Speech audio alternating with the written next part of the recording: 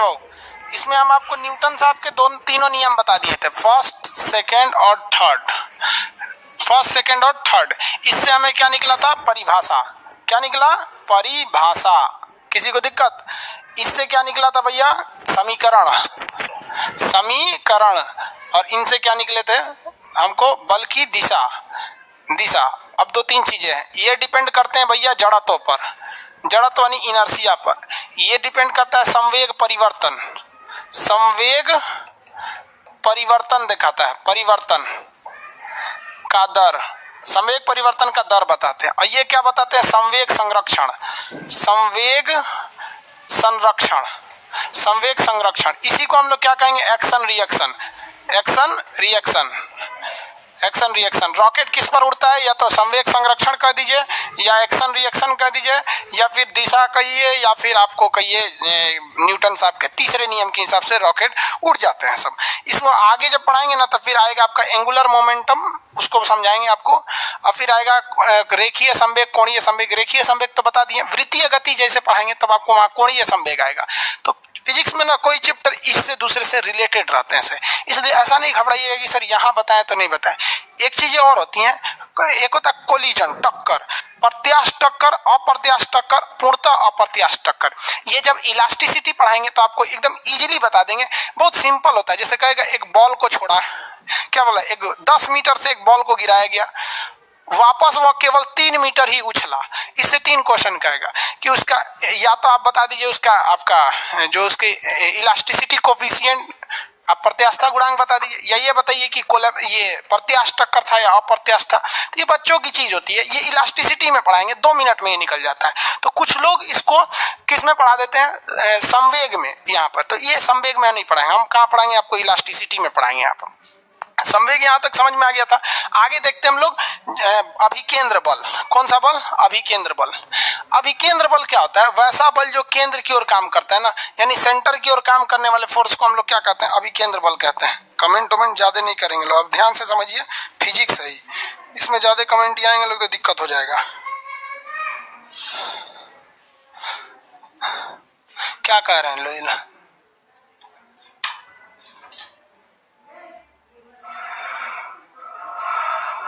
Sir 2 लड़कों की वजह से सब क्यों हो जाता है? हम कहाँ गुस्सा हो रहे हैं भाई?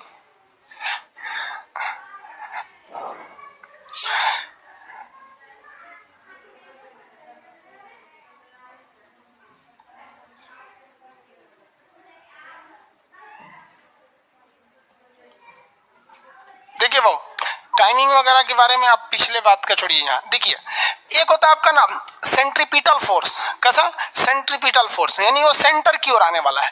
हिंदी में बोलते हैं उसे अभिकेंद्र बल।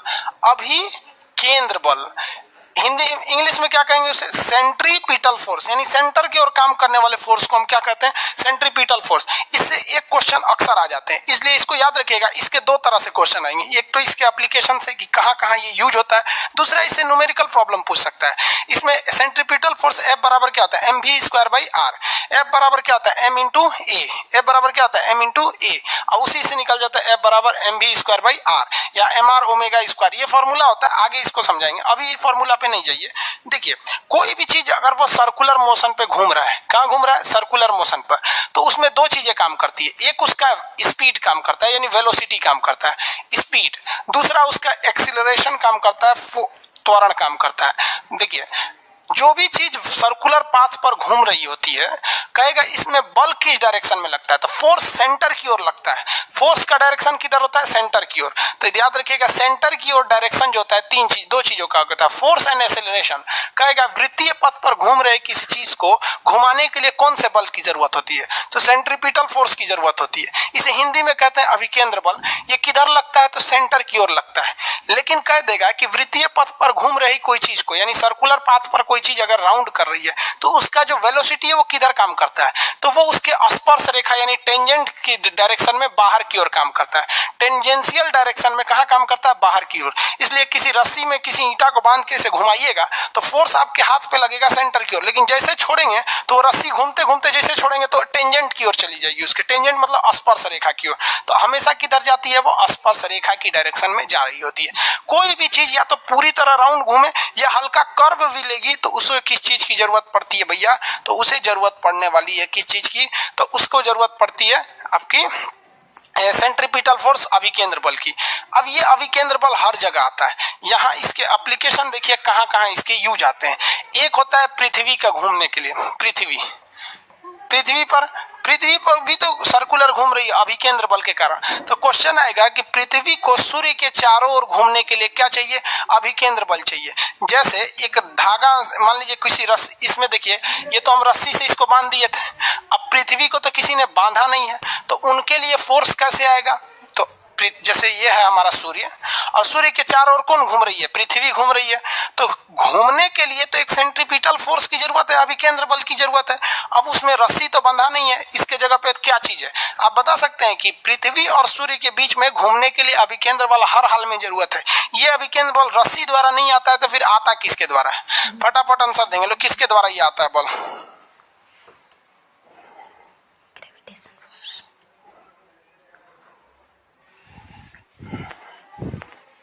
आंसर दीजिए।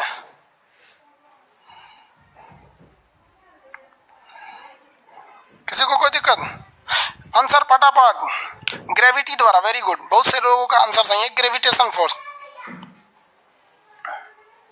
ग्रेविटेशनल फोर्स द्वारा आता है, वेरी गुड। देखिए दो ऐसे आप अपने लाइफ में दो ऐसे फोर्स को महसूस किए होंगे जिसके लिए कांटेक्ट की जरूरत ही नहीं है, एक मैग्नेटिक फोर्स और एक ग्रेविटेशनल फोर्स। एक्चुअली में दोनों एक ही चीज है।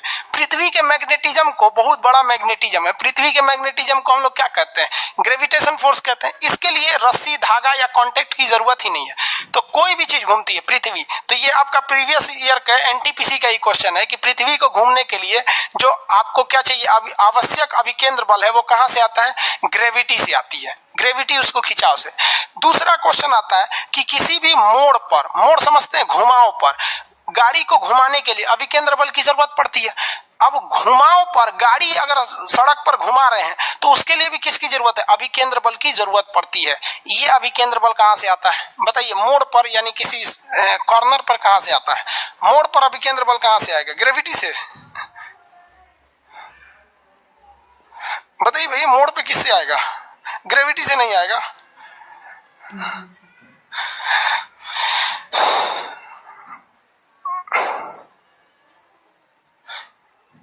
निरंजन कुमार, जीएफ द्वारा नहीं भाई, ग्रेविटेशन फोर्स द्वारा नहीं आएगा, स्पीड एंड एंगल के द्वारा नहीं भाई, रोड झुका कर नहीं, रोड झुकाते हैं बैलेंस बनाने के लिए, फ्रिक्शन द्वारा, वेरी गुड। किससे आता है, फ्रिक्शन द्वारा।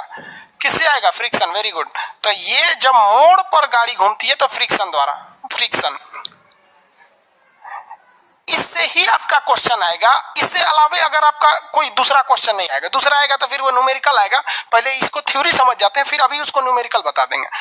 मोड़ पर घुमाव द्वारा किसी भी गाड़ी को अगर मोड़ पर घूमते हैं तो उसके लिए जो क्या चाहिए, अभिकेंद्र बल यानी सेंट्रीपिटल फोर्स चाहिए। वो सेंट्रीपिटल फोर्स फ्रिक्शन द्वारा पैदा होता है, जबकि पृथ्वी को घुमाने के लिए सेंट्रीपिटल फोर्स किसके द्वारा पैदा होता है भैया, वो पैदा होता है आपका किसके द्वारा, ग्रेविटी द्वारा। किसी झूला को घुमाने के लिए रस्सी द्वारा, बड़ा वाला झूला है तो उसमें तो पूरा सिस्टम लगा रहता है, घुमाने के लिए मोटर द्वारा घुमाते हैं। तो ये सब चीजें आप समझ सकते हैं क्योंकि वो दिख जाता है किससे इसे घुमाया जा रहा है। अब यहाँ मोड़ पर एक क्वेश्चन पूछता है कि मोड़ को किधर धंसाना चाहिए, चक्का किधर उठेगा, ये अलग से क्वेश्चन पूछ देता है।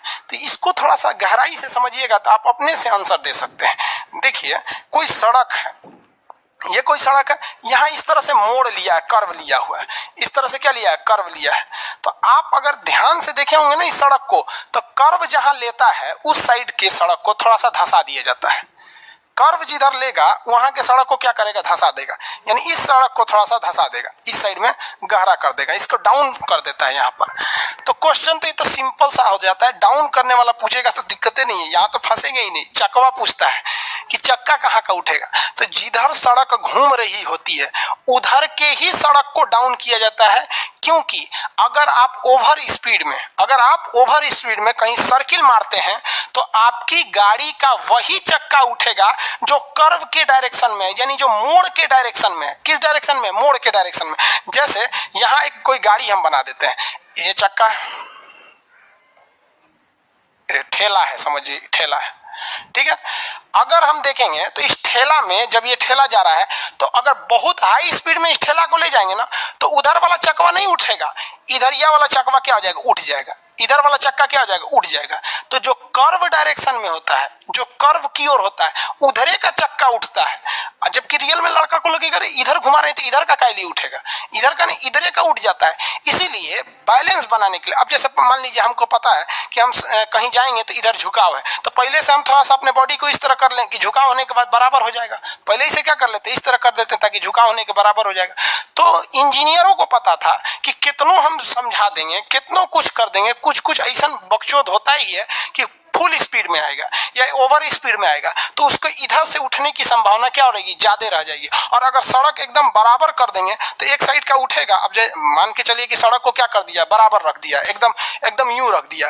अब कोई घुमाव पे आएगा उसका एक और का चक्का उठेगा, पलट जाएगा। इसलिए क्या करता है, सड़क को पहले ही हल्का सा तिरछा कर देता है कि भैया पहले ही हम क्या कर दिए, तिरछा कर दिए कि अगर ओवर स्पीड में भी आओगे ना तो तुम्हारा चक्का उठेगा तो तुम बराबर रह जाओगे। तो ये आप नहीं फंसिएगा कि ढलान किधर होता है, लेकिन फंस जाइएगा कि चकवा किधर का उठता है।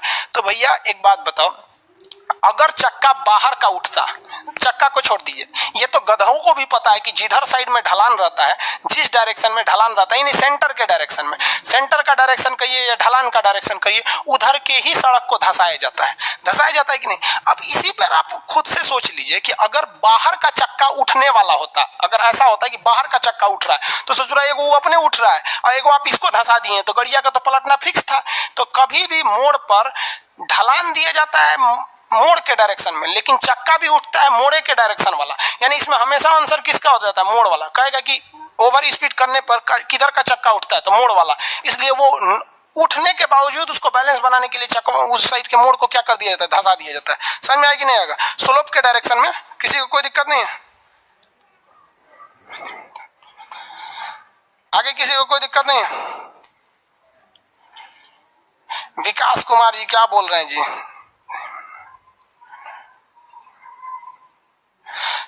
सर ये बताइए कि रेलवे की जीके में क्या पढ़ाएंगे आप, जो नॉर्मल पूछेगा वही पढ़ाएंगे, साइंस ज्यादा डीपली पूछेगा साइंस ज्यादा डीपली पढ़ाएंगे।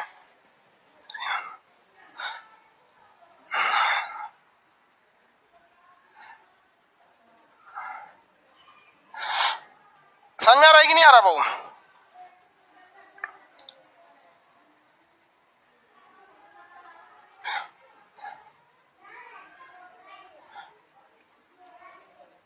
टारगेट बैच में सर हिस्ट्री पढ़ाएंगे, इस बैच में हिस्ट्री पढ़ाएंगे, लेकिन वो नॉर्मल हिस्ट्री रहेगा, आपको कंसेप्ट उससे बिल्ड नहीं हो पाएगा क्योंकि this is a target batch.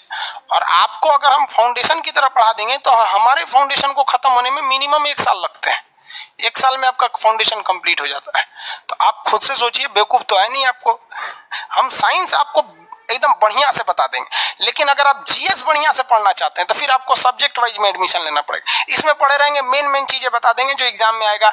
असहयोग आंदोलन कब हुआ था, चौरी चौरा, मतलब स्टैटिक जी के आप अगर डिटेल्स में जाके पढ़िएगा ना बैच के कि इस बैच में क्या पढ़ाया जाएगा तो उसमें लिखा होगा स्टैटिक जी के, या फिर नॉर्मल टाइप के जो जी के होते हैं वही पढ़ाएंगे। ये समझ में आ गया ना आपको, सेंट्रीपिटल फोर्स के बारे में, किधर का चक्का उठता है किधर का नहीं उठता है। सेंट्रीपिटल फोर्स, सेंट्रीपिटल फोर्स जो होता है वो हमेशा केंद्र की ओर काम करता है। ठीक है कि इसका उल्टा होता है जिसे हम लोग कहते हैं सेंट्रीफ्यूगल फोर्स, अप केंद्र बल। सेंट्रीपिटल और सेंट्रीफ्यूगल, चक्का वाला क्वेश्चन याद रखिएगा, वही आजकल पूछता है।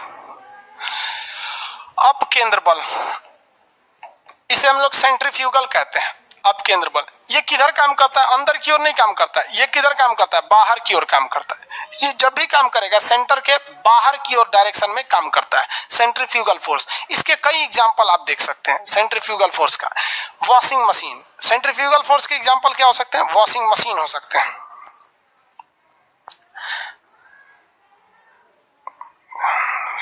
भाई आप लोग कमेंट ज्यादा करते हैं लोग, हमको लगता है कोई इंपॉर्टेंट कमेंट करते हैं हम लोग, इसलिए हम सोचते हैं कहीं डाउट पूछ रहे हैं इसलिए जाके देख लेते हैं।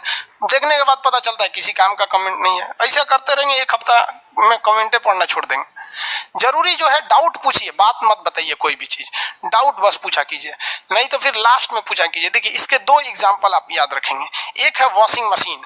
वॉशिंग मशीन का सिद्धांत जो होता है वो इसी पर काम करता है, वॉशिंग मशीन इसी पर काम करता है। वॉशिंग मशीन जो होता है उसके अंदर एक हॉलो इस तरह से होता है टब होता है। अगर इस हॉलो वाले हिस्सा पे देखेंगे, हॉलो मतलब खाली, तो इस तरफ बहुत ज्यादा इसकी दीवारें बहुत घर्षण वाली होती हैं, खुरदुरी दीवारें बनाई जाती हैं। वो स्टेनलेस स्क्रीन था, नाम नहीं पढ़ पाया उसमें कि सर इस मौत के कुएं में रेडियस अलग अलग हो जाता है। कभी कभी ना ये यहीं चक्कर लगाने लगते हैं, यहीं पे पूरा घूमते नहीं है सब। असही बात है, सर्कस देखा है अच्छा से, पास बैठ के देख ले, करे कि सर यहीं चक्कर लगाते रहते हैं सब, तो इसका तो रेडियस कम है। तो भैया एक बात बताओ, मैक्सिमम रेडियस तो हमने निकाल लिया, मैक्सिमम।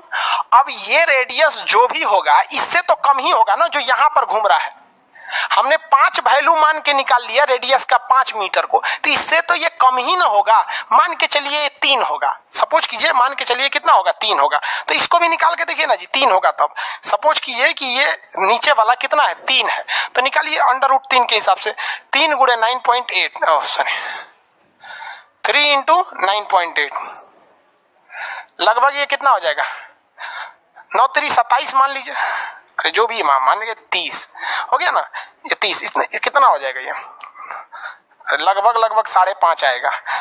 कैसे समझिए, √25 का वैल्यू 5 होता है ना, हाँ, 36 का क्या हो जाता है, 6 हो जाता है, तो लगभग 5.5 होना चाहिए। यानी यहां घूमने के लिए, समझिए भाई, एक्यूरेट पे मत जाइए, आप समझिए यहां पर, यानी यहां घूमने के लिए कम से कम चाल कितनी चाहिए, कम से कम। साइंस आपको एकदम बढ़िया से बता देंगे, लेकिन अगर आप जीएस बढ़िया से पढ़ना चाहते हैं तो फिर आपको सब्जेक्ट वाइज में एडमिशन लेना पड़ेगा। इसमें पढ़े रहेंगे, मेन चीजें बता देंगे जो एग्जाम में आएगा। असहयोग आंदोलन कब हुआ था, चौरी चौरा घाट, मतलब स्टैटिक जी के। आप अगर डिटेल्स में जाके पढ़िएगा ना बैच के, कि इस बैच में क्या पढ़ाया जाएगा, तो उसमें लिखा होगा स्टैटिक जी के, या फिर नॉर्मल टाइप के जो जी के होते हैं वही पढ़ाएंगे। ये समझ में आ गया ना आपको, सेंट्रीपिटल फोर्स के बारे में, किधर का चक्का उठता है किधर का नहीं उठता है।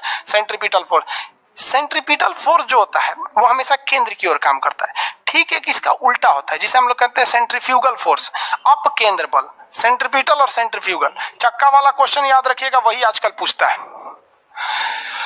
अप केंद्र बल, इसे हम लोग सेंट्रीफ्यूगल कहते हैं, अप केंद्र बल। ये किधर काम करता है, अंदर की ओर नहीं काम करता है। ये किधर काम करता है, बाहर की ओर काम करता है। ये जब भी काम करेगा सेंटर के बाहर की ओर डायरेक्शन में काम करता है, सेंट्रीफ्यूगल फोर्स। इसके कई एग्जांपल आप देख सकते हैं सेंट्रीफ्यूगल फोर्स का।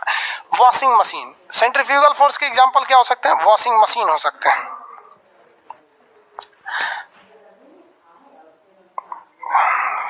भाई आप लोग कमेंट ज्यादा करते हैं लोग, हमको लगता है कोई इंपॉर्टेंट कमेंट करते हैं हम लोग, इसलिए हम सोचते हैं कहीं डाउट पूछ रहे हैं, इसलिए जाके देख लेते हैं। देखने के बाद पता चलता है किसी काम का कमेंट नहीं है। ऐसा करते रहेंगे, एक हफ्ता में कमेंटे पढ़ना छोड़ देंगे। जरूरी जो है डाउट पूछिए, बात मत बताइए, कोई भी चीज डाउट बस पूछा कीजिए, नहीं तो फिर लास्ट में पूछा कीजिए। देखिए इसके 2 एग्जांपल आप याद रखेंगे। एक है वॉशिंग मशीन। वॉशिंग मशीन का सिद्धांत जो होता है वो इसी पर काम करता है, वॉशिंग मशीन इसी पर काम करता है। वॉशिंग मशीन जो होता है उसके अंदर एक हॉलो इस तरह से होता है, टब होता है। अगर इस हॉलो वाले हिस्सा पे देखेंगे, हॉलो मतलब खाली, तो इस तरफ बहुत ज्यादा इसकी दीवारें बहुत घर्षण वाली होती हैं, खुरदुरी दीवारें बनाई जाती हैं। वो स्टेनलेस स्टील की होती है, खुरदुरा होता है ताकि कपड़ा उस पर रगड़ा जाए। और इस पे एक मोटर लगा होता है, नीचे क्या लगा होता है, एक मोटर लगा होता है। अब क्या करते हैं, इस पे कपड़ा फेंक देते हैं, आप लोग इसमें कपड़ा को डाल देते हैं इस तरह से। ये साफ कैसे करता है, कपड़ा डाल देंगे, पानी वो अपने से सक कर लेता है। अगर ऑटोमेटिक है तो पानी खींच लेता है, टंकी से उसे जोड़ दिया जाता है सप्लाई पाइप से वहां पे। और सर्फ वगैरह डाल दीजिए इसमें, तो सर्फ पानी वगैरह डाल देंगे इसमें ना, तो ये क्या करेगा, मोटरवा घुमाएगा। और इसमें क्या काम करता है, अप केंद्र बल। जितना घुमाएगा ना इसमें खूब जोर जोर से, तो कपड़ा सेंटर से बाहर भागेगा, केंद्र से दूर भागेगा। ये सेंटर से क्या भागेगा, इस दूर में भागेगा। लेकिन ये दूर भागेगा तो ये वॉशिंग मशीन यहाँ से कूद के थोड़े भाग सकता है, बाहर रहेगा तो अंदर में। और ये मोटर उसको नचा रहा है, खूब जोर जोर से मोटर नचा देता है बढ़िया से। अब ये मोटर नचा रहा है तो घूमेंगे और जाएंगे बाहर की ओर। तो बाहर की दीवारें कैसी हैं, खुरदुरा है। बाहर की दीवारें कैसी हैं, खुरदुरा है। अब सर्फ उसमें डाल दिए, पानी उसमें डाल दिए, नचा नचा के साइड में रगड़ के धो देगा, किसी को कोई दिक्कत। यही होता है वॉशिंग मशीन। वॉशिंग मशीन में वीआईपी लोग के ही कपड़े धुले जा सकते हैं। जो बढ़िया एकदम बढ़िया से गंदा कर देता है वॉशिंग मशीन नहीं धुल पाता है। कॉलर वगैरह का अच्छा से धुलता है washing machine. Washing machine normal के लिए होता है कि आज पहने कल उतार दिए, तो सोचा गंदे कहाँ था, वो तो खाली महक रहा होगा। तो वॉशिंग मशीन समझ आ गया, गाँव के लोग के लिए नहीं है ये। तो ये वॉशिंग मशीन होता है, किस पे काम करता है, आप केंद्र बल के काम पर होता है। इसके अलावे आप दल घोटनी देखे होंगे, दल घोटनी देहात में आप देखे होंगे। जब दाल बनाती हैं महिलाएं तो दाल बड़ा खड़ा खड़ा सा रह जाता है, तो उसको मिलाने के लिए मसाला एक दल घोटनी का प्रयोग करती हैं। इस तरह से रहेगा, लकड़ी की तरह रहता है, इस तरह से, और इसमें इस तरह से खांच बना रहता है। देखें, इसको दाल में डाल के ऐसे ऐसे ऐसे ऐसे दलों में ऐसे ऐसे घोट दिया जाता है, जिसको कहा जाता है दल घोटनी है। क्या है? दल घोटनी है। तो दल घोटनी क्या करता है? दाल को सेंटर से बाहर फेंकता है, दाल को सेंटर से बाहर फेंकता है। लेकिन कुकर कहता है इसी पे बाहर, तो कुकर भी तो लगा रहेगा, कुकर में इसे डाल दीजिए इसको। कुकर क्या कहता है कि रे बकलोलवा कहीं का, तुम कितना छटपटा लेगा, कुकर से तो बाहर जा नहीं पाएगा। तो ऐसे ऐसे करिएगा ना, तो जो दाल खड़ा खड़ा है, बड़ा बड़ा दाल है, वो इससे दूर भागेगा और दीवालों से टकरा जाएगा, और टकरा के क्या हो जाता है? टूट जाता है। तो ये दल घोटनी भी किस पे काम करता है? अपकेंद्र बल पर, सेंट्रीफ्यूगल फोर्स पर काम करता है, अपकेंद्र बल। पटना में लड़का जो स्टूडेंट रहते हैं सब, या फिर दिल्ली उल्ली में, ये लोग के पास इतना जगह नहीं रहता है कि दल घोटनी रखे, तो वो क्या करता है? ऐसे गिलास रखे रहता है, गिलास या किसी कटोरा में इस तरह हाथ डाल देगा सर, गिलास या कटोरा में हाथ डाल देगा, अंदर जाके पूरा ना उसमें मल देगा दाल को, वहां पे हो गया। अब वैसे तो बिहार का स्टाइल क्या है कि जब दाल बनाएगा ना तो उसमें 2 आलू डाल देगा, दाल बन गया, चावल बना दिए, एक और चावल बन रहा है, एक और दाल और आलू, आलू का बनाएगा चोखा और दाल चावल। बहुत स्ट्रगल की लाइफ होती है। आपको हम क्या बताएं बाबू, जितने लड़के कहते हैं ना कि सर मेरे पास पढ़ने के लिए पैसा नहीं है, तुम्हें हम दिल से दुआ देते हैं यार, तुम लोग का रिजल्ट हो जाएगा। सच बताते हैं, जिसने संघर्ष किया इस जीवन में उसको ये चीज हो जाता है, बहुत उसके अंदर मेहनत आता है पढ़ने के लिए। जिसके जीवन में संघर्ष नहीं है कभी आगे ही नहीं जा सकता है, कभी आगे नहीं जाएगा जो संघर्ष नहीं किया। आपको लगता है खान सर यहाँ आ गए, भाई हम, आप कभी देखे होंगे ना, हम कुछ सारे गुरुद्वारा जो होता है ना, गुरुद्वारा, उसमें जाके खाना खाए हम। सोचो गुरुद्वारा में जाके खाना खाए, वो भी नहीं था मेरे पास। गुरुद्वारा में वो लोग ना गरीब अमीर नहीं देखता है, हिंदू मुस्लिम नहीं देखता है, और वहां जाके वो लोग खाना खिला देते हैं। अनाथ आश्रम में जाके खाए हैं, इसलिए आज भी अपना चलाते हैं। तो ऐसा नहीं है कि किसी को कामयाबी बना के मिलती है, लेकिन जो इंसान मेहनत करेगा ना, उसे कभी कोई आगे बढ़ने से नहीं रोक सकता है। पढ़ाई से मुंह मत मोड़िएगा, समस्याएं आती रहेंगी जाती रहेंगी, आप पे लोग हंसेंगे। याद रखिएगा मेरी बात, जिस जिस पर ये जग हंसा है उसने इतिहास रचा है। हमारे रिलेशन में बहुत से लोग कहते थे कि का ये लड़कवा को पढ़ा रही हैं, क्या करेगा, पढ़ के कोई राजा महाराजा हो जाता है। हाँ, इनको भेजिए कहीं काम वाम करने के लिए, सऊदी उदी भेज दीजिए। मुस्लिम लोग तो ज्यादातर सऊदी चल जाते हैं, लेकिन मम्मी मेरी नहीं, मम्मी को पथरी था फिर भी नहीं पढ़ा, कहती नहीं बहू तुम पढ़ो ही पढ़ो। आज तो मन नहीं करता उन लोगों से बात करने का, और कहते हैं कि देखो पढ़ाई का मतलब क्या होता है। तो इसलिए हम आपको भी कहते हैं, थोड़ी तकलीफ होगी बाबू, आप गरीब घर के होंगे, मेहनती घर के होंगे, थोड़ी तकलीफ होगी, शायद घर से पैसे कम आते होंगे, लॉकडाउन में और कम आते होंगे, तो आप घबराइएगा नहीं बाबू इससे। लॉकडाउन में यदि आपको तकलीफ बढ़ी है तो आप मेरी बात मानिए, आप खुश हो जाइए, बहुत ज्यादा खुश। रीजन समझिए, रेस में जब घोड़ा दौड़ता है ना, तो घोड़े के पीठ पर बैठा हुआ उस घोड़े का मालिक उसे चाबुक से घोड़े को बहुत मारता है, बहुत मारता है, घोड़ा को दर्द होता है। वो सोचता है कि मेरा मालिक हमको तकलीफ क्यों दे रहा है। उस घोड़े को पता ही नहीं है यार तुम्हारा मालिक तुम्हें जिताना चाहता है। उस चाबुक के डर से वो घोड़ा दौड़ता है और रास्ते में वही घोड़ा जीत जाता है। तो याद रखिएगा, आपका मालिक ऊपर वाला है। अगर वो आपको बहुत तकलीफ दे रहा है ना, तो आप उस तकलीफ से घबराइए मत, बल्कि खुश हो जाइए कि आपका मालिक आपको जिताना चाह रहा है। जिस घोड़े को चाबुक नहीं पड़ेगा वो कभी रेस नहीं जीत सकता है। तो जिस इंसान को कभी तकलीफ नहीं देगा भगवान, वो कभी आगे नहीं जा सकता है। वो पत्थर कभी नहीं पूजा जाएगा जिसे छीनी हथौड़ी से तराश कर एक मूर्त की मूर्ति न दी जाएगी यहाँ पर। तो आपके जीवन में अगर तकलीफ नहीं आती है तो आप आगे नहीं बढ़ेंगे। और जिन्हें तकलीफ आती है, गरीबी आती है, समस्याएं देखने को मिलती है, पड़ोसी हंसता है, याद रखिएगा एक दिन वही लोग आपका नाम इज्जत से लेंगे वहां पर। और फिर आप उन लोगों से, खैर आप माफ कर दीजिएगा, सबको माफ कर दीजिएगा, ये बहुत बड़ा अपने आप में बल है। सबसे बड़ा बल नाभिकीय बल होता है, सबसे बड़ा बल, और सबसे कमजोर बल गुरुत्वीय बल होता है। लेकिन हमारे हिसाब से सबसे बड़ा बल होता है कि जब आप गुनाह न किए हो और आपको सजा दिया जा रहा हो और फिर आप उसे माफ कर दें। कोई आपसे बिना वजह खफा हो जाए और आप उसे माफ कर दें, ये भाई साहब दुनिया का सबसे बड़ा बल है। ये सबके पास नहीं होता है।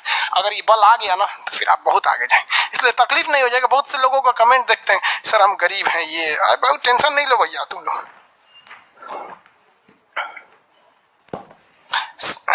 रौनक पटेल जी, मेरा कुछ ऐसा ही हालत है सर, भाई सबकी हालत ऐसी होती है यार। जिंदगी में हम इतने तकलीफ देखे ना, ये अब तकलीफ नहीं होता है तो तकलीफ होती है। आपको हम अपनी रियलिटी बताते हैं कि हमने गरीबी को इतना करीब से देखा है कि कोई अपनी पत्नी को नहीं देखा होगा उतना करीब से। अब तो हमको गरीबी में रहने का आदत हो गया यार। आप मार्च से लेकर और अभी अक्टूबर तक यूट्यूब पर जाओ, मेरे वीडियो देखो, आपको 6 से 7 कपड़े में ही मिलेंगे।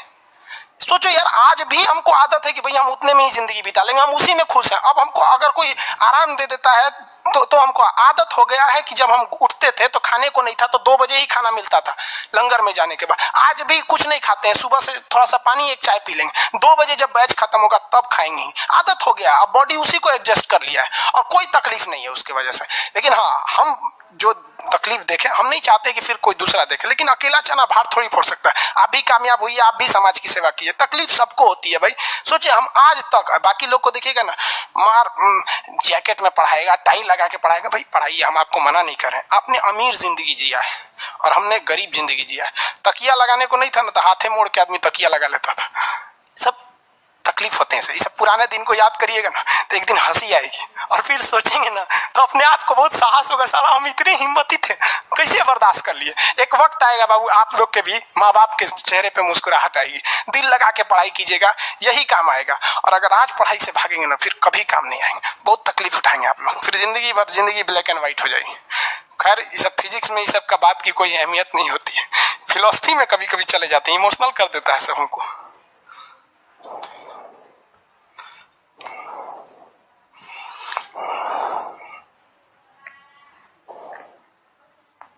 आगे बढ़े, देखो भैया,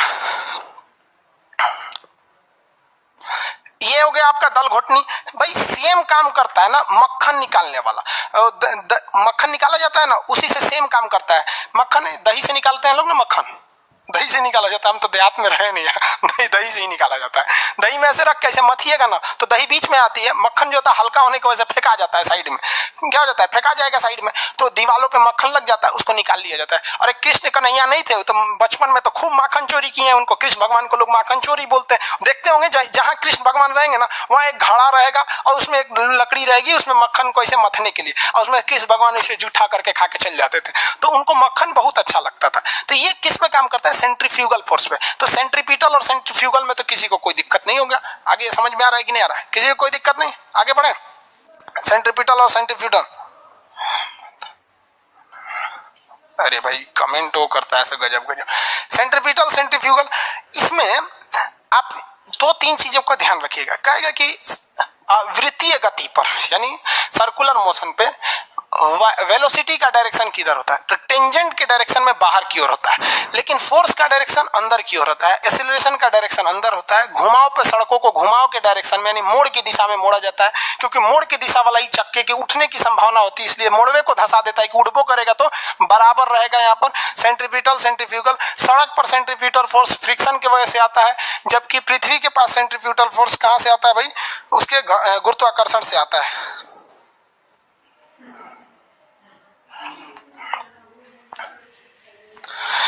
अब इसका न्यूमेरिकल देख लेंगे। अब केंद्र बल से समझ में आ गया ना, मशीन मक्खन निकालने की मशीन वगैरह हो जाती है।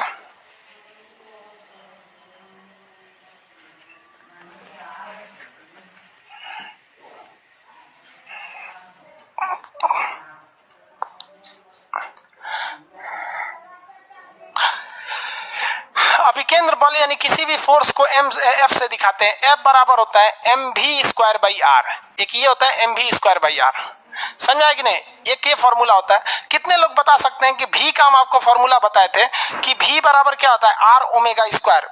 आर ओमेगा, v बराबर क्या होता है, आर ओमेगा। ये हम आपको रिलेशन बता दिए थे, v बराबर आर ओमेगा, ये फर्स्ट क्लास में ही बताए थे। याद कीजिए कि कोणीय वेग और रेखीय वेग में संबंध, कोणीय वेग और रेखीय वेग में संबंध। तो जब भी कोई, आप फर्स्ट क्लास को याद कीजिए कि जब भी कोई व्यक्ति सर्कुलर पाथ पर घूमता है ना तो उसमें 2 तरह के डायरेक्शंस होते हैं। एक वो सेंटर के रिस्पेक्ट में यहां से यहां गति कर रहा होता है, पॉइंट ए से पॉइंट बी के बीच में जा रहा होता है। तो ये जिस स्पीड से गया इसे कहते हैं हम रेखीय चाल यानी v से दिखाते हैं। लेकिन इसी दौरान अगर आप इसको गहराई से देखेंगे तो यहाँ पर उसने एक एंगल भी बना दिया।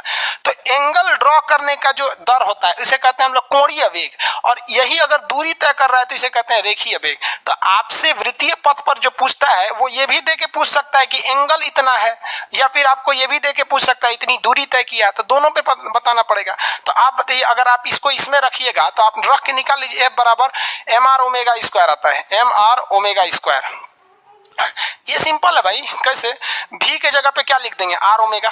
देखिए सिंपल है, यहीं से हम निकाल देते हैं। F बराबर क्या है, m, v के जगह पे क्या लिखेंगे, r ओमेगा, और v का स्क्वायर करेंगे तो इसका भी स्क्वायर करेंगे, नीचे ऑलरेडी r है कि नहीं, इस r से ये वाला कट जाएगा r, तो ये तो r का स्क्वायर ना है। तो यहाँ देखिए m r स्क्वायर में से एक r कट गया है, और यहाँ omega square, mr omega square, तो वही यहाँ लिख दिए, दोनों फार्मूला लिख दिए यहाँ पे। F बराबर क्या होता है, mv स्क्वायर बाई r, क्या हो गया, mv स्क्वायर बाई r। किसी को दिक्कत है,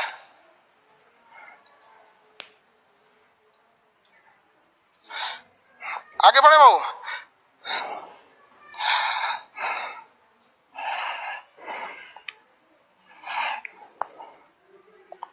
मौत का कुआं आगे बताएंगे, वेरी गुड बाबू। इस तरह का कमेंट किया कीजिए, आपको कोई क्वेश्चन है तो भाई साहब को मौत का कुआं पूछे, हम बता देंगे आपको मौत का कुआं क्या चीज है, उसको हम समझा देंगे। कन्हैया कुमार जी, मौत का कुआं में फोर्स क्या होता है, यूपीएससी के बैच मौत का कुआं, जितेंद्र कुमार, ये सब समझा देंगे। पहले ये समझ में आ गया कि नहीं आ गया, फॉर्मूला बोलिए एक बार मेरे साथ। एम भी वो जो नॉर्मल फोर्स होता है, रेखीय फोर्स, F बराबर क्या होता है, एम ए, यही ना होता है एम, एम ए। तो यहाँ क्या है, F बराबर एम ए के जगह पे ये है v स्क्वायर बाई आर, तो F बराबर क्या हो गया, M V square by R या M R omega square, M V square by R या M R omega square, M R omega square. Simply पूछ देगा आपसे, क्वेश्चन कहेगा किसी वृत्तीय पथ पर यानी किसी भी सर्कुलर मोशन पर 2 kg का कोई पिंड है, यानी 2 kg यहाँ दे दिया, तो आप डायरेक्शन देखिए ना, 2 kg किसका दे रहा है, मास की वैल्यू दे रहा है। 2 kg का एक पिंड है जो 4 मीटर के, कितने मीटर के, 4 मीटर के त्रिज्या पर रेखीय चक्कर लगा रहा है, रेखीय वेग से क्या लगा रहा है, चक्कर लगा रहा है। अगर इसका स्पीड कितना है, 5 है, 5 मीटर पर सेकेंड, तो बताइए इस पे कितना फोर्स लगेगा। तो सेम चीज तो है भाई, न्यूमेरिकल में कुछ नहीं होता है यार, न्यूमेरिकल बच्चों की चीज होती है। बस इसमें क्या होता है कि आपको सारी चीजें दी रहती हैं, एक कोई ऐसी चीज होती है जो नहीं दी रहती है, ये इजी निकल जाएगा, इसमें थोड़ा सा प्रॉब्लम आएगा। हम दोनों टाइप का समझा देते हैं आपको। इसमें F बराबर m की जगह बताइए कितना मास है, मास कितना केजी दिया, m के जगह पे 2 kg है, 2 kg है, और मीट कैसे गया, पागल हो गया क्या, ये मिटा दे रहा है इसको। M V square by R, M था इसका 2 kg, भी कितना है, 5 का स्क्वायर करेंगे तो 5 का स्क्वायर करेंगे 25, और M V square by R करेंगे तो आर का वैल्यू है 4, इससे काटेंगे 2 बार में, ये आ जाएगा 12.5 न्यूटन। कितना न्यूटन आ जाएगा, 12.5 न्यूटन। तो इसमें प्रॉब्लम नहीं होता है, प्रॉब्लम इसमें हो जाता है। ओमेगा बराबर क्या होता है आपको बताइए, ओमेगा बराबर फॉर्मूला बताए थे, ओमेगा बराबर बताए थे ना, 2 pi by T, 2 pi by capital T, omega का फॉर्मूला बताए थे, फर्स्ट क्लास में ही बताए थे। तो आप पीछे का भूलते जाएंगे तो फिर कैसे काम चलेगा। देखिए ये क्या है, एम है, एम आर ओमेगा स्क्वायर है, कहेगा सेम इसी फॉर्मूला पे बता देते हैं कि 2 kg का था, कितने केजी का था, 2 kg का था। और इसमें स्पीड तो देगा नहीं, जब एंगल देगा तो 4 मीटर के त्रिज्या पर ये घूम रहा है। एक चक्कर लगाने में इसने कितना टाइम ले लिया, एक चक्कर लगाने में सपोज इसने टाइम ले लिया 10 सेकेंड, एक चक्कर लगाने में कितना सेकंड टाइम ले लिया, 10 सेकंड टाइम ले लिया। तो आप बताइए इसका कोणीय कितना इस पर फोर्स लगेगा। तो m की वैल्यू बताइए, m की वैल्यू 2 kg का था, रेडियस कितनी थी 4 मीटर। ओमेगा भैया, ओमेगा बराबर होता है 2 पाई बाई टी, फॉर्मूला बताए थे ना 2 पाई बाई टी, तो 2 की जगह 2 पाई बाई टी, टी मतलब होता है टाइमिंग, टाइमिंग कितना सेकंड लिया है 10 सेकंड, कितना सेकंड लिया है 10 सेकंड। तो एक काम करते हैं, यहाँ 10 सेकंड वैल्यू भर दीजिए, 2 चौको 8 हो जाएगा, इसका स्क्वायर करेंगे तो 4 पाई स्क्वायर हो जाएगा, और नीचे टी के जगह 10 का स्क्वायर करेंगे तो कितना हो जाएगा 100 हो जाएगा। सॉल्व कर लेंगे इसको, काट कूट के कुछ आंसर निकाल लेंगे, यहाँ निकालेंगे तो 25 चौक को 100 हो जाता है, यहाँ पर आंसर निकाल लेंगे। यहाँ पर हम तो रेंडमली सवाल बना दिए हैं ना। एग्जाम में जब आपको क्वेश्चन दिए जाते हैं तो प्रॉपर कट जाते हैं, वो सवाल प्रॉपर कट जाते हैं। तो यहाँ यही याद रखिएगा कि यही आप फंस जाते हैं, आप ओमेगा को तोड़ नहीं पाते हैं। एक और तरीका है जिससे ओमेगा टूटता है, हम 3 तरीका आपको बता देते हैं, फिर शॉर्ट में हम आपको लिख देंगे कौन कौन तरीके पे आता है आंसर। आप 2 तरीका देखें, ये तो बहुत इजी था, इसमें आपको सब दिख जाते हैं कि उसका स्पीड दे देगा, रेडियस दे देगा, मास दे देगा। लेकिन यहाँ देखिए छुपा के दिया था टाइमिंग, आपको टाइमिंग डायरेक्ट फॉर्मूला में दिख नहीं रहा था, आपको ओमेगा का फॉर्मूला निकालना पड़ गया। समझ में आ रहा है कि नहीं आ रहा है? एक और चीज है कि कभी कभी ओमेगा नहीं देता है, 12:30 तो इसका आ गया।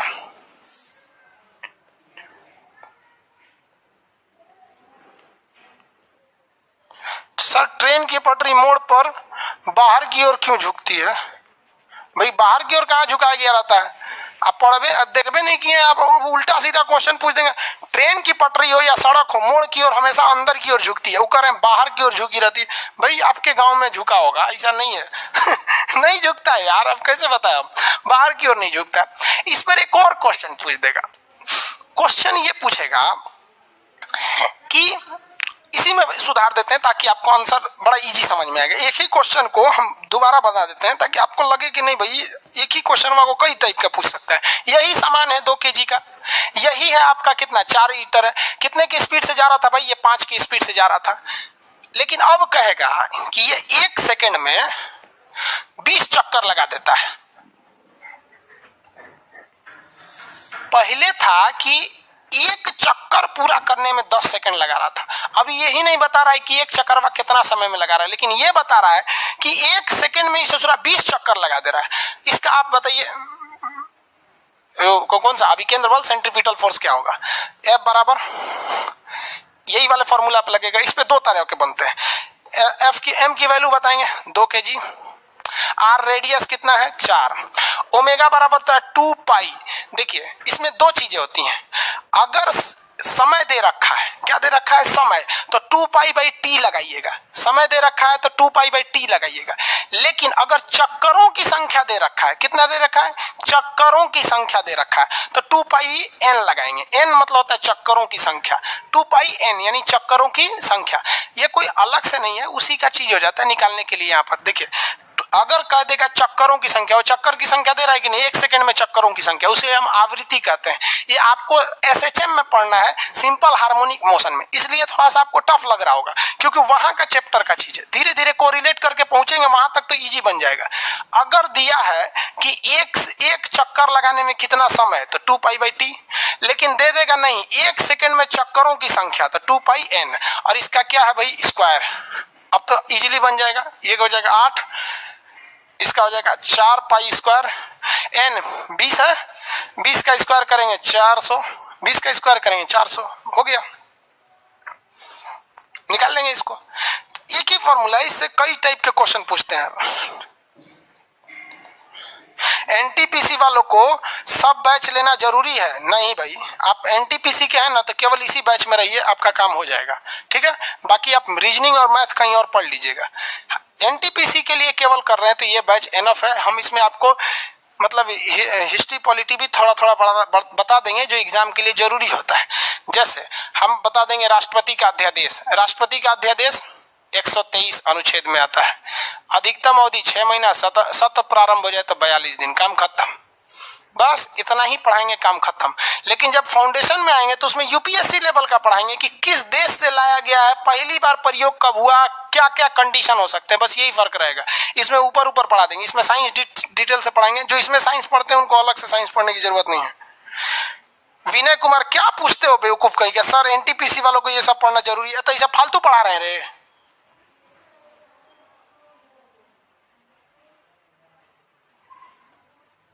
ब्लॉक कर दो तो उसको, विनय कुमार को।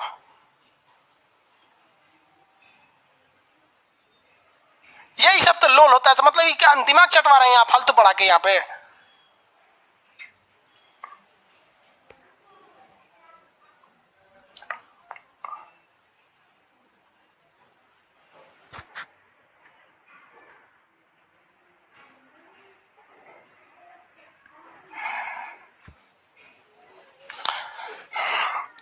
बोल रही कि एनटीपीसी में ये सब जो पढ़ना जरूरी है, मत पढ़।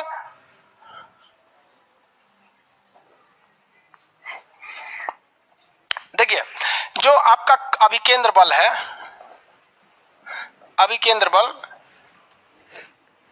इससे न्यूमेरिकल के लिए दो ही फॉर्मूले हैं, लेकिन न्यूमेरिकल के टाइप तीन तरह से होते हैं, फॉर्मूला नंबर 1 और फॉर्मूला नंबर 2। फॉर्मूला नंबर 1 होता है F बराबर mv²/r, mv²/r। ये किसी से भी ये एकदम आराम से बन जाएगा, गधा भी रहेगा तो बना देगा भाई, कुछ ना कुछ पूछेगा, आपको चाल दे देगा, त्रिज्या दे देगा, कुछ तो पूछेगा यार, इतना बच्चे का चीज है। एक हो जाएगा F बराबर mr⍵²। यहाँ दो तरह से क्वेश्चन पूछेगा, यहाँ कितने तरह से पूछेगा, दो तरह से। ओमेगा का वैल्यू दो तरह से दे देगा। देखिए यहाँ हम दो, यहाँ तीर हम किस पे दिए हैं, ओमेगा पर दिए हैं, ओमेगा पर। कैसे ओमेगा पर दिए हैं कि ओमेगा अगर समय दे रहा है, क्या दिया है, चक्कर का समय, चक्कर का समय दे रखा है। चक्कर का समय मतलब क्या होता है, टाइम, टाइम दे रखा है। तो ओमेगा बराबर क्या होता है, 2π/टाइम, जो पूरा उसका टाइम पीरियड है। तो यहाँ ओमेगा की जगह क्या रख दीजिएगा, 2π/t, और फिर ये तो नॉर्मल सॉल्व हो जाएगा, क्योंकि त्रिज्या दिखी जाएगी, त्रिज्या मतलब होता है रेडियस और मास दिखी जाएगा। और अगर कह देगा बाकी तो नॉर्मल चीजें सॉल्व हो जाएंगी, यही होता है फॉर्मूला। और बाकी क्या पूछेगा, तो एक और चीज पूछता है इसमें, उसको भी यही शॉर्टकट में लिख लीजिए। पहला पूछेगा पृथ्वी क्यों घूर्णन कर, पृथ्वी को घूर्णन के लिए कहां से आता है अभिकेंद्र बल, तो ग्रेविटी से आता है। घुमाव पर, जिसे हम लोग कहते हैं मोड़ पर, मोड़ पर कहां से आता है, तो फ्रिक्शन से आता है, यानी घर्षण से, फ्रिक्शन से आता है। यहाँ पर तीन चीज पूछता है कि सड़क को किधर की ओर धंसाया जाता है, तो घुमाव के डायरेक्शन में। कहां पर, घुमाव के डायरेक्शन में। चक्का किधर का उठता है, तो घुमावे वाला उठता है, इसलिए घुमावे वाले को क्या कर देता है, धंसा देता है। तो यहाँ पूछता है आपको, एक पूछता है धंसा हुआ यानी धंसाव, धंसाव किधर होता है, तो जिधर जिधर मोड़ है उधर ही। दूसरा पूछता है व्हील, उसका चक्का किधर का उठता है, तो जिधर व्हील है वही होता है। सेंट्रीपिटल फोर्स यही होता है। सेंट्रीफ्यूगल में दो ही चीज याद रखेंगे, वॉशिंग मशीन, मक्खन निकालने वाला दल घोटनी, हो गया काम खत्म। ये एक चैप्टर में इतना ही टाइप के आते हैं। अब आप इसको आडंबर बना के पढ़िएगा तो हम क्या कर सकते हैं, इतना ही आता है यहाँ पे। आप इसको अगर ध्यान से देखेंगे तो इतना ही है, सेंट्रीपिटल और सेंट्रीफ्यूगल फोर्स।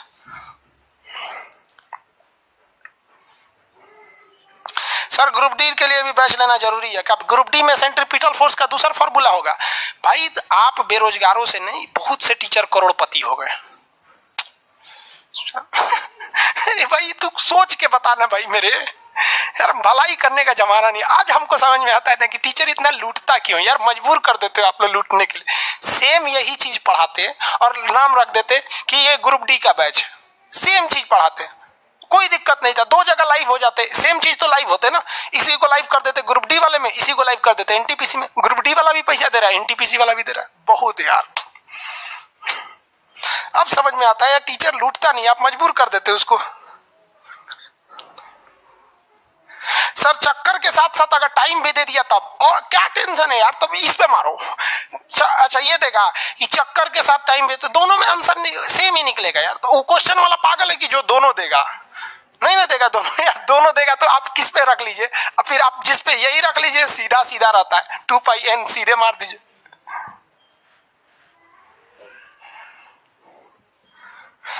कृपया करके स्क्रीन वाला पीडीएफ दे दीजिए। स्क्रीन वाला पीडीएफ वो निकाल देते हैं, लेकिन अपलोड करने में बड़ा दिक्कत आ जाता है। सर इन लोगों को देखकर सुकून मिलता है, हमको भी जनसंख्या बढ़ाने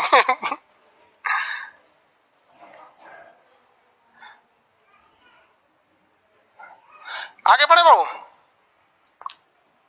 सेंट्रीपिटल सेंट्रीफ्यूगल समझ में आ गया ना। अब इसमें हम लोग समझते हैं मौत का कुआं के बारे में। मौत का कुआं √rg होता है। मौत का कुआं क्या होता है, √rg, जिसे हम क्रांतिक वेलोसिटी कहते हैं। मौत का कुआं,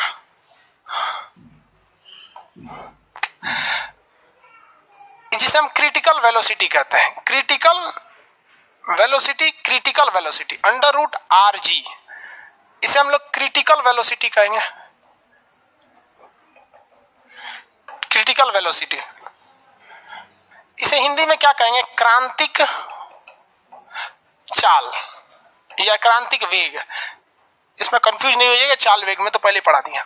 देखो भाई, जब तक फिजिक्स जिंदा है आपको ये क्रिटिकल यानी क्रांतिक शब्द हर जगह मिलेगा। क्रांतिक कोण, क्रांतिक दाब, क्रांतिक तापमान, क्रांतिक चाल, क्रांतिक कोण। अरे भाई साहब बड़ी जगह पूछता है क्रांतिक। इंग्लिश में कहते हैं critical angle, critical velocity, critical temperature, critical pressure, critical volume, बहुत जगह मिलेगा। एक काम करते हैं अभी फरिया लेते हैं इसको, ये है क्या क्रिटिकल। आप फिजिक्स की दुनिया से हट के अपनी जिंदगी में आप लोग बड़ी सुने होंगे क्रिटिकल का यूज। क्रिटिकल अक्सर डॉक्टर बोलता है यार बड़ा क्रिटिकल कंडीशन है। तो क्रिटिकल का मतलब होता है एक border line for two different stages, दो डिफरेंट स्टेज के बीच का बॉर्डर लाइन। यानी डॉक्टर कहता है बहुत क्रिटिकल है, मतलब या तो मरेंगे या तो बचेंगे। क्रिटिकल, अब किसी को बुखार लगा तो थोड़े बोलेगा क्रिटिकल कंडीशन, पता है कि बच जाएगा, सोच रहा एगो पैरासीटामोल का दे देंगे तो यहाँ पे क्रिटिकल कंडीशन उसको नहीं कहेंगे। क्रिटिकल कंडीशन समझ में आ गया, मतलब उसके आगे कुछ और हो सकता है, इधर कुछ और हो सकता है, बॉर्डर लाइन है। तो उसी सेंस में प्रयोग होता है क्रिटिकल। अब जहां जहां प्रयोग होगा आप समझ जाइएगा क्रिटिकल चीज में क्या चीज है। क्रिटिकल टेम्परेचर बोलेगा तो समझ जाइएगा टेम्परेचर को थोड़ा सा बढ़ाएंगे तो ये पानी बन जाएगा, थोड़ा सा घटाएंगे तो ये बर्फ बन जाएगा। क्रिटिकल टेम्परेचर है उसके लिए, समझ आए कि नहीं आएगा? हर जगह आएगा तो इसका यूज समझते रहिएगा। अभी क्रिटिकल का मतलब समझ जाइए कि बॉर्डर लाइन। तो जैसे मौत का कुआं है, इस मौत के कुआं को दो तरह से कुआं होता है। एक इस तरह से होता है मौत का कुआं, इस ए पे गड़िया चलाता है सही से ऐसे, और एक जाली टाइप का होता है मौत का कुआं, इस टाइप का होता है मौत का कुआं। दोनों देखे होंगे आप लोग। ये एक तरह से मौत का कुआं गोल होता है पूरा, इसमें सोच रहा है, इसमें उतर के मोटरसाइकिल चलाता है सब, इसमें उतर के ऐसे मोटरसाइकिल चलाएगा सब। एक मोटरसाइकिल ठेला बन गया इसमें, कोई बात नहीं मोटरसाइकिल बना देते हैं। ये हीरो होंडा का मोटरसाइकिल ऐसे चलाएगा सर, इसमें 3-4 तो घुस जाएगा सब इसमें। अब सर्कस देखे होंगे आप लोग, इसमें घुस के चलाता है सर, गिरबो नहीं करता है सर। यहाँ इसके लिए जरूरी है कि उसके पास क्रिटिकल वेलोसिटी होना चाहिए। क्रिटिकल वेलोसिटी उस वेलोसिटी को कहते हैं कि जिसके ऊपर कोई भी चीज बिना गिरे उस वेलोसिटी पर है तो वो चक्कर घूम जाएगी। अगर उस वेलोसिटी से कम है तो लुढ़क जाएगी, और ज्यादा है तो पूरा घूम जाएगा। इसलिए इसे क्रिटिकल कहा गया। निकालेंगे कैसे क्रिटिकल, आखिर कितना होता है? तो ये डिपेंड करता है कि वहां पर ग्रेविटेशन फोर्स कितना है। तो ग्रेविटेशन फोर्स सबको पता है 9.8 होता है। 9.8 होता है, थोड़ा सा डिफर करता है, ज्यादा डिफर नहीं करता है। तो हम लोग 10 मान के चलते हैं। कितना मान के चलते हैं? 10। अब बताइए यहां पर अगर हम आपसे पूछ दे कि एक ऐसा मौत का कुआं है जिसका जो रेडियस है, क्या है? रेडियस, ये रेडियस हो गया। रेडियस इसका 5 है। रेडियस कितना है? 5 मीटर। इस मोटरसाइकिल की कम से कम कितनी चाल होनी चाहिए कि मौत के कुआं में गिरेगा नहीं? तो आपको पता है कि भैया हमको कम से कम एक क्रिटिकल एंगल चाल होना चाहिए कि इससे कम नहीं होना चाहिए, उससे ज्यादा हो जाए लेकिन उससे कम नहीं होना चाहिए। कैसे निकालिएगा इसके लिए? तो इसका रेडियस बताइए, तो कितना कम से कम चाल होना चाहिए मौत के कुआं में कि गिरे नहीं? मौत के कुआं में चाल बताइए, आंसर दीजिए फटाफट, हम नहीं देने वाले हैं। अरे भैया 50 कैसे आ जाएगा ये?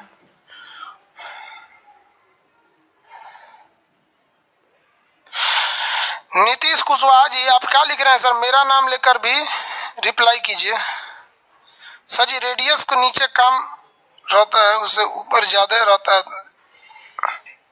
अच्छा रेडियस सर नीचे ज्यादा रहता है, कम और ज्यादा रहता है। एक बात बता भैया कि क्रिटिकल वेलोसिटी से ज्यादा रहेगा तो कोई दिक्कत नहीं है, उससे कम नहीं होना चाहिए, कम नहीं होना चाहिए कभी भी। और रेडियस इनका कहना है कि सर यहाँ घूमेगा तो रेडियस कम रहता है। तो भैया क्रिटिकल वेलोसिटी एक मिनिमम वेलोसिटी है, इससे कम नहीं होना चाहिए। तो हम मैक्सिमम रेडियस मान के चल लेते हैं कि कितना है, उससे नीचे गिरने ही नहीं देंगे। तो रेडियस कहीं भी अलग आएगा, कोई दिक्कत नहीं आएगा। कितना होगा भाई? अरे इस पे नहीं निकाल पा रहा है लोग। अरे 7 आंसर आएगा यार, क्या कर रहा है लोग? तुम लोग दिमाग खराब कर देता है लोग। अरे ये वैल्यू अंडर रूट लगाओ। रेडियस कितना है? 5। जी की वैल्यू 9.8, जी की वैल्यू 9.8, 10 लोगे तो 50 आएगा। अंडर रूट कितना आएगा? लगभग 49 का वैल्यू कितना होता है? 7 मीटर पर सेकेंड। इससे कम नहीं होना चाहिए, 7 मीटर पर सेकेंड से कम नहीं होना चाहिए। इससे ज्यादा हो जाएगा तो चलेगा, लेकिन इससे कम नहीं होना चाहिए। समझ में आ रहा है कि नहीं आ रहा? ये है क्रिटिकल वेलोसिटी। पता नहीं क्या निकाल के दे रहा है, सीधे बोलते था 50, 5√2 इसको ले आके रहा है। लगभग में निकालो ना यार, लगभग नहीं समझते हो। अब आप ही बताओ ना यार, एग्जाम्पल में अगर 50 आ जाएगा एग्जाम में तो सीधे मारो ना 7, लगभग 49 है। इतना दिमाग रखिए यार। ग्रुप डी वाला सही पूछ रहा है सर, ग्रुप डी के लिए अलग बैच नहीं क्या, उस समय यही सब क्वेश्चन पूछता है सर। अप्रोक्स हाँ सही है। चलिए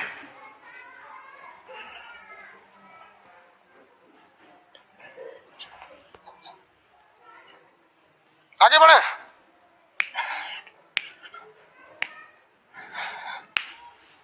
इंडियन पॉलिटी के एक लड़का का क्वेश्चन बहुत बेहतरीन था, नाम नहीं पढ़ पाया उसमें, कि सर इस मौत के कुएं में रेडियस अलग अलग हो जाता है, कभी कभी ना ये यहीं यहीं चक्कर लगाने लगते हैं, यहीं पे पूरा घूमते नहीं है सब। सही बात है, सर्कस देखा है अच्छा से, पास बैठ के देख ले, करे कि सर यहीं यहीं चक्कर लगाते रहते हैं सब, तो इसका तो रेडियस कम है। तो भैया एक बात बताओ, मैक्सिमम रेडियस तो हमने निकाल लिया, मैक्सिमम। अब ये रेडियस जो भी होगा इससे तो कम ही होगा ना जो यहां पर घूम रहा है। हमने 5 वैल्यू मान के निकाल लिया रेडियस का 5 मीटर को, तो इससे तो ये कम ही ना होगा।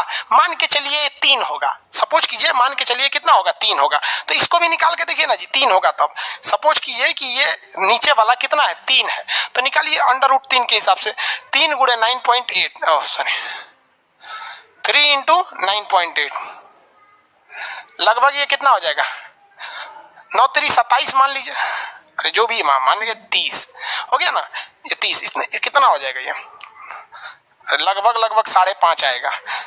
कैसे समझिए, √25 का वैल्यू 5 होता है ना, हाँ, 36 का क्या हो जाता है 6 हो जाता है, तो लगभग 5.5 होना चाहिए। यानी यहां घूमने के लिए, समझिए भाई एक्यूरेट पे मत जाइए, आप समझिए यहां पर, यानी यहां घूमने के लिए कम से कम चाल कितनी चाहिए, कम से कम 5.5, मतलब इससे ज्यादा हो जाएगा चलेगा लेकिन कम नहीं होना चाहिए।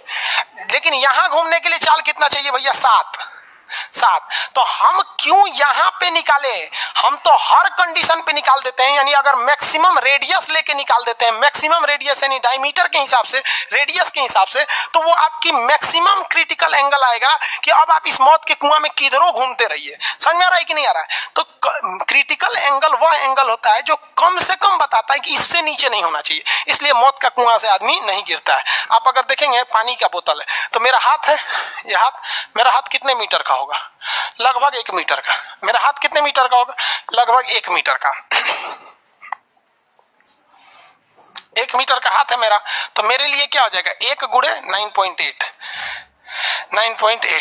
यानी √ लगभग 10, लगभग 10 मतलब 3, अरे 9 रहता तो 3 हो जाता, 3 यानी 3 मीटर पर सेकंड की चाल से अगर हम इस बोतल को घुमाएंगे तो पानी नहीं गिरेगा। देखिए इस बोतल में पानी है, यह यहाँ पे, अब हम 3 से कम नहीं होना चाहिए, ज्यादा रहेगा तो कोई दिक्कत नहीं है, इसको हम घुमा देंगे पानी नहीं गिरेगा। देखिए बोतल यहाँ पे ढक्कन है इसका, कहाँ गिर रहा है पानी, गिर रहा है नहीं। अगर वही धीमा स्पीड से करेंगे, खिंचाइन हो गया पूरा साफ कर, जहां स्पीड धीमा करेंगे गिर जाएगा यहाँ पर, किसी कोई दिक्कत। तो यार ये क्रिटिकल वर्ड ही ऐसा होता है कि भाई इससे नीचे नहीं होना चाहिए, ऊपर हो जाएगा तो चलेगा। अब यहाँ पानी गिर के खिंचाइन हो गया पूरा। नेक्स्ट क्लास में मिलेंगे, शायद कल का क्लास आपको डिस्टर्ब मिले क्योंकि हमको थोड़ा सा दिखाना है डॉक्टर को, आपको नोटिफिकेशन आ जाएगा, पूरा कोशिश करेंगे कि क्लास डिस्टर्ब ना हो कल का, लेकिन फिर भी हो तो नोटिफिकेशन चेक कर लीजिएगा। ये आपका क्रिटिकल हो गया मौत का कुआं, समझ में आया? और एक सूचना समझिए, ज्योग्राफी की सूचना दे दो। देखिए भाई एक नया सब्जेक्ट आपका स्टार्ट होने जा रहा है जिसमें आपको पढ़ना है एस्ट्रोनॉमी। 2 क्वेश्चन आता है एस्ट्रोनॉमी से,